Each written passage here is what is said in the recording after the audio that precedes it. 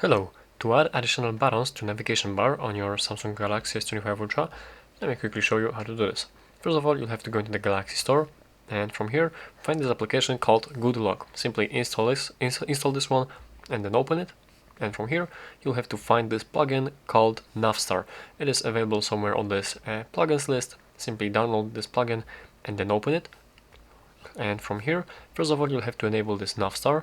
And here we have a lot of different configurations of the buttons available, as you can see, and we basically have to press new configuration, and right here we have to select the button layout, and here we have to select add button, and we can add up to 2 buttons, so the maximum amount of the buttons on the navigation bar is 5 actually.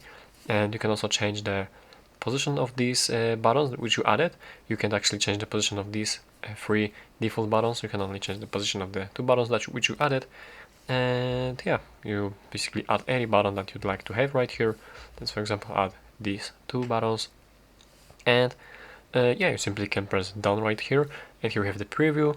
You can also change some more settings right here, but you can also right here change the icons of each button.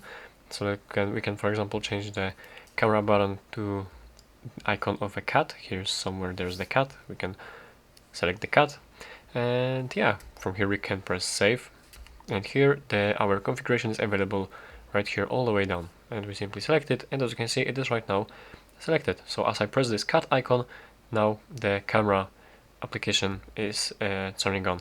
So that's how to add additional buttons to navigation bar.